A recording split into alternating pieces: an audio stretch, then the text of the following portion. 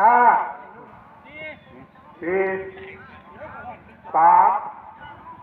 2 1จูดเลยครับเฮ้ยนี่เล่นทีหลัง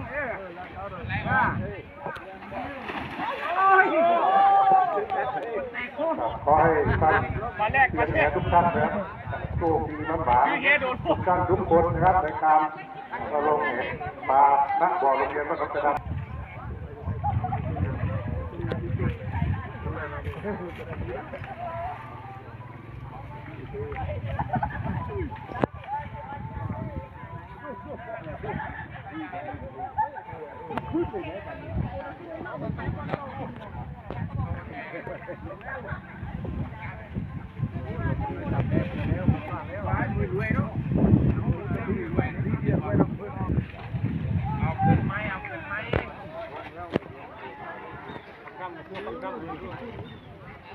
เอาเงินไหมยาจนสิ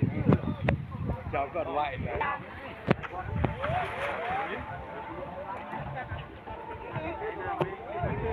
ผมกินน้ำปั้นหน่อยน้ำปั้นด้วย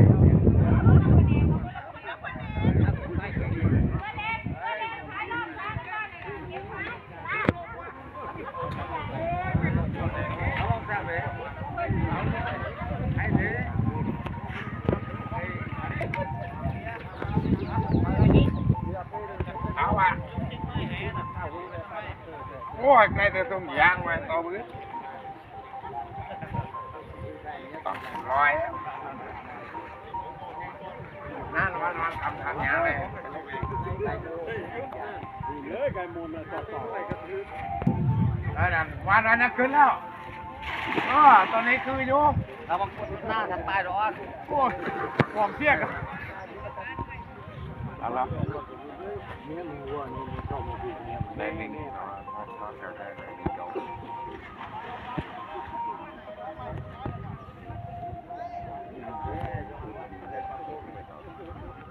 bớt cái tí nó hay rơi chứ đấy cho nó bớt cái tẹ cho nó vậy ăn vậy mát ơi nó khi tôi ăn tẹ có lúc con đấy neo kẻ nó ăn thằng phải tự doกูđây mới chịu rồi con đau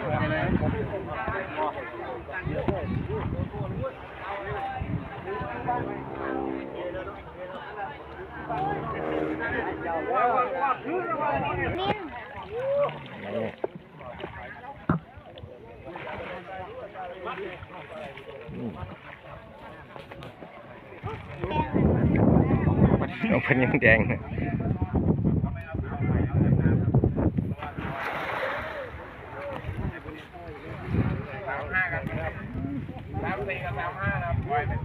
ทั้งนั้นเลยการเงินได้กันยาว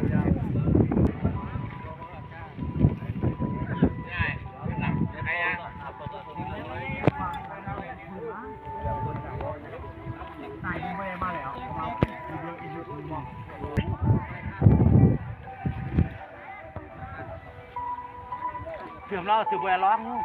ธรรมดาอันแรกบอกคุณเอ้ย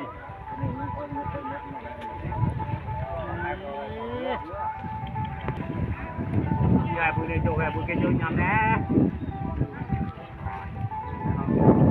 เลย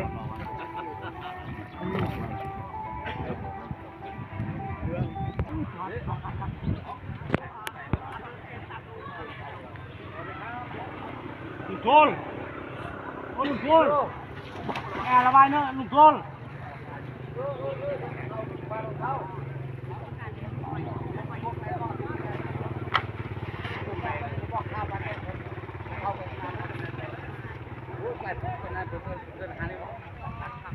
rồi lươn lươn rồi nè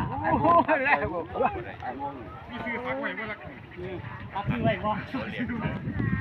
กินหามันว่าหากันเลยเนาะยินคุณยุ่งทางเรื่องแก้มไม่เจอละกาลุกใครเยอะเยอะทำนี่เป็นไงเพลงไหนมาจัดมันจะมาเชื่ออะไรไอ้หมอต้นเกือบล่องเลยฮะแปลก เกือบลงเกือบไปไอ้ตัวโอ้ชื่อฮะไอ้กูอะไรก็เลยมาเราถูกทางเอาเลยนี่แหละด้วยแล้วไปการไม้ทำนะก็ว่าแม่ทำไมด้วยนี่แต่เราก็ยังเอาแล้วฮะหยิบเบิกเต๋อโอ้ได้หลายแล้วต้องการเราคอยอยู่ครับพี่น้องต้องการเรากันแล้วไปว่าอยู่นี่มันอยู่ล้ำมันอยู่ได้ตัวให้ตัวกินเราเลยคนใหญ่มาได้ปลานั่นเราเยอะเลยโอ้โหตายอยู่ตรงนี้ไอ้พวกนั่นก็บอกว่า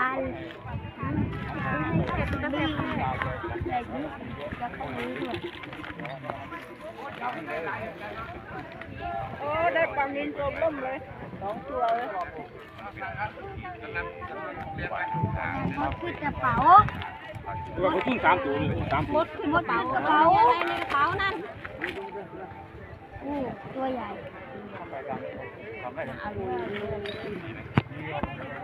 จุ่มน้ำล้างน้ำมดเป็นน่ะอุ้ยเอ้ยตกสระขึ้นอันนี้อะไร100กัน102 บาทนี่อย่าง100กัน100นี่จะขอบ100ก็ขอบ100 200 100นี่ก็100ตัวใหญ่นะเนี่ยจับดีๆมันกัดมือนะได้ก่อนว่า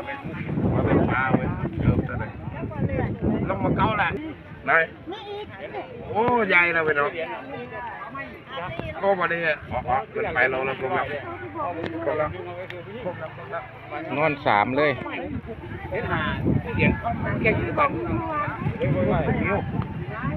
นั่งลงไหมพี่กองไฟตัวนึง กูไปบ้านกูไปถึงเสา อยากไปบอกลุงนะไป จบมันนี่ลูกจบมันตัวนี้ ใช่ ต้องไล่ลูกคุณแล้ว ได้ดาวแล้วตอนนี้ ตรงนี้มันอยู่ตรงนี้เรามา เรื่องมาขอได้เรื่องนี่คนตัวนี้คนนี้คนไรนี่ปลาออกมาได้อยู่นะโคตรนี่ติ๊กนี่ไรโคตรปลาเล่นมันตีเสียงข้าวว่ามันติดก้อนเลยดูข้าวก็ถือกันเขาต้องไล่ออกมาแล้วกันท่านไล่